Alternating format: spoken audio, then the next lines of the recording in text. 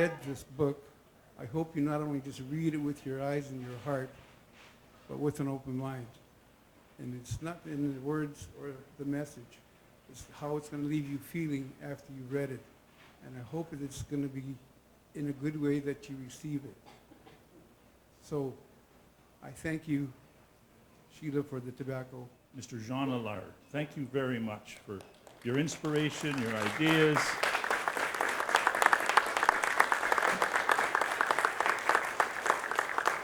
I volunteered as part of the Modern Annuities Working Group to present to the participants and people who have attended and going forward in some of the activities that we'll be carrying out to present our gift of tobacco to anybody who so chooses to receive it. And what I believe it symbolizes is the sacredness of our nations coming together and having coexisted for many, many years now.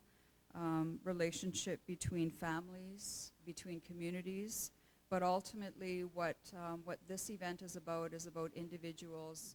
Sheila Jones is a journalist and author.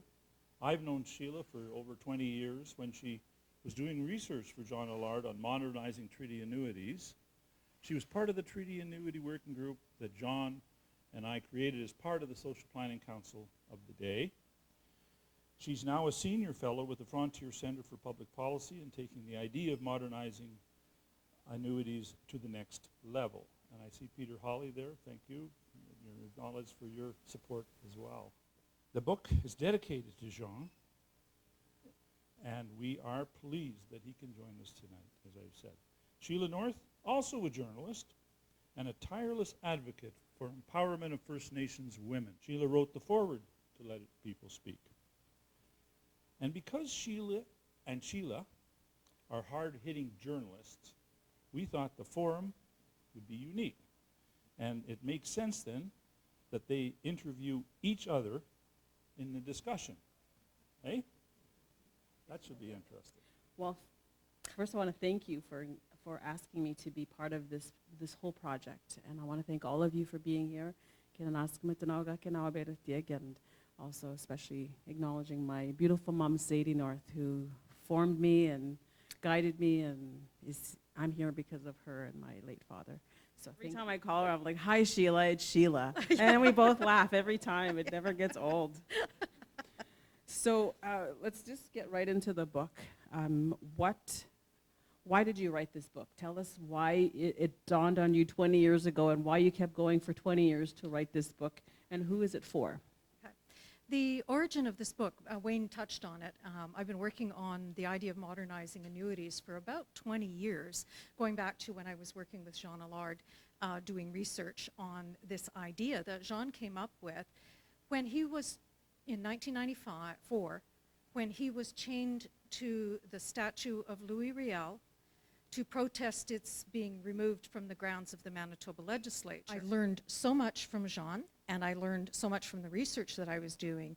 And the more I knew about the idea of modernized annuities and how it could empower individual First Nations families through economic autonomy, political, giving them a political voice, and in contrast with the difficulties that we were hearing about, 10, 15 years ago, and still today, about hopelessness and despair in so many First Nations communities. There's a saying that power tends to corrupt, powerlessness tends to destroy. Annuities were written into the treaties, starting with the Robinson-Huron treaties in 1850, and they were intended to empower, they were payable to every man, woman, and child, and they provided families with some economic independence. Those annuities were $5. Then that Robinson-Huron annuity treaties also contained what was called an escalator clause, which explicitly said that the annuities would increase over time as the prosperity of the ceded lands increased. So think of it as the first people making way and welcoming the settlers, and together we would all benefit from the economic development that the settlers would bring, that the first people would share this through annuities that would increase over time. and then the numbered treaties, 1 to 11, were based on the Robinson-Huron treaties, but without the escalator clause that didn't contain that. So about 2 years ago, I joined the Frontier Centre for Public Policy as a senior fellow. And with that came the resources and time that I needed to do the deep dive into this issue and figure out how could this be done, does it make sense, how did we get to where we are today, to make sense of Indigenous issues. And in talking to a lot of people across the country, there is a lot of anger and frustration and disappointment that the issues that we've been dealing with, that the federal government is supposed to be trying to fix, they aren't getting better. And people going like, why? Why can't the government fix this? Well, I wanted to know the answer to that too. And being a journalist, I wanted to unravel this. So that was the origin of the book. And who did you write this book for specifically? Ordinary, everyday Canadians, ordinary Indigenous people, ordinary non-Indigenous people. There's an enormous information deficit in Canada about Indigenous issues, Indigenous politics, and we can't really come together and talk about how to resolve issues in the name of reconciliation if we don't understand what's going on. And so that's the main goal of the book, is to help us all understand, arrive at a common understanding. And one of our favorite questions as journalists, and the guy behind the camera will know this too. It's a secret question. I'll let you in on it. What surprised you or shocked you the most about doing this book? We ask that at almost every interview. The most surprising, I think, was how vast is what I would call the Indigenous Affairs enterprise. It's enormous. And by that I mean the 2 Indigenous Affairs departments, the 32 federal co-delivery partners, federal departments and agencies that also deliver Indigenous programs and services across the country. The budget this year is roughly $21 billion. These departments, when you pool them all together, you get what I like to call Indigenous Affairs plus a super province. And that's a fair description because about 80% of the programs and services that are being delivered federally are provincial services such as education, healthcare, employment, development, that kind of thing. And the Buffalo Jump policy, where does that play in? Oh, that was a bit shocking actually. Most of you probably haven't heard about the Buffalo Jump policy, but it's in the book, it's detailed there. In the Mulroney era, 1983-84, Brian Mulroney wanted to cut funding or budgets, or wanted to bring the deficit under control. Okay, so he had a secret task force looking at a number of areas, including Indigenous affairs, to see how that could be cut. And the report that the bureaucrats named in writing, the Buffalo Jump report of 1983, I think it was. The premise of that was that to cut costs for the federal government was to squeeze bands financially until such time as the suffering of the band members, the ordinary people, was so great that the chiefs would sign away their rights in exchange for getting out from under Indian Affairs and getting 5 years of block funding that they would have control over. The federal government couldn't just erase treaty rights or Aboriginal rights. They were enshrined in the Constitution. So the chiefs who had the authority to sign away their people's rights, they were to be pressured, and once they got them going, they herd them over the Buffalo Jump, and more would fall to what they called self-government. That policy is still in effect.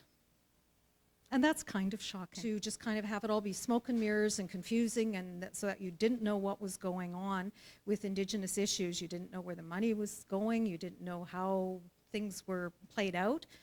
But it has ultimately become a trap for the federal government, for federal politicians, because they can't now bring about any kind of significant change because people don't know what's going on. It would be too easy for people who have a vested interest in keeping things the way they are right now to shout it down or that kind of thing. So it's time, though, that we got to handle, we as Canadians, non-Indigenous and Indigenous Canadians, said, this is our story, this is our country.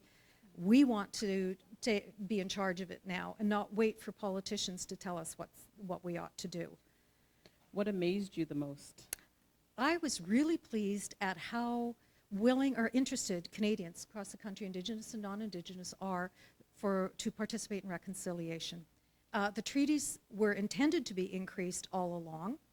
The Robinson-Huron treaties, which had an escalator clause, they got one increase in 1878. Parliament voted an increase from 96 cents per person to $4 per person.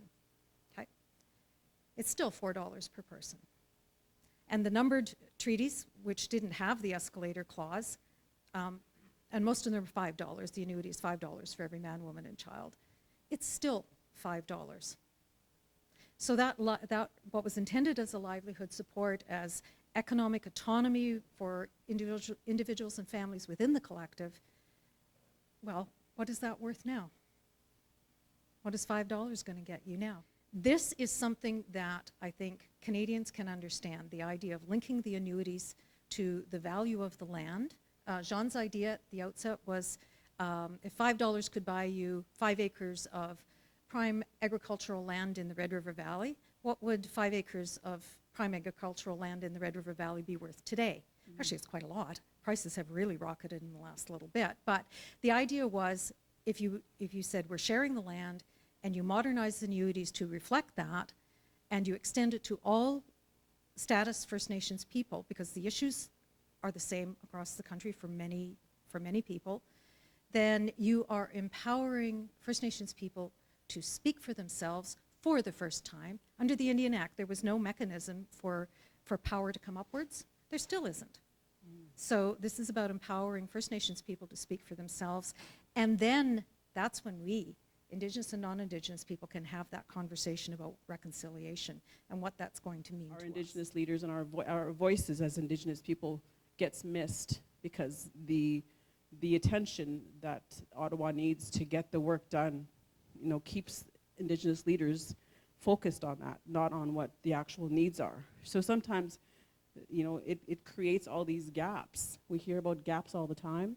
And so it's just mind-boggling. And I think reading this book for a lot of people will help to start create discussions and start dialogue. Was it really the politicians or is it those bureaucrats that don't change it? Politicians are not known to make bold and brave decisions unless they're just about to retire. But politicians take their cues from the moods of the electorate. And as long as people don't understand about Indigenous politics and how it works, the federal politicians are really hamstrung. They can't really do anything because they're doing it into a vacuum of misinformation. And what they might propose might be really good, but they're not going to take the risk because we need to become better informed so we can hold our politicians to account, but also to help them understand that we, Canadians, will support change. Whether it's modernized annuities or something else, then politicians will move. I know that there's lots of good, well-meaning people that work in bureaucracy. They want the same things. They're supporting their families. They want to do good. They want to contribute. But they're handcuffed to the policies that dictate how they do their job. And I had a friend who worked in Indian affairs at the time, and she was making decisions on housing, who gets housing. Like, she was the one that approved it, and she's never lived on a reserve. It's a joke in Indian political circles. You could do away with all the Indians tomorrow, but it would take about 100 years for Indian affairs to wind itself down. That's my joke. Yeah.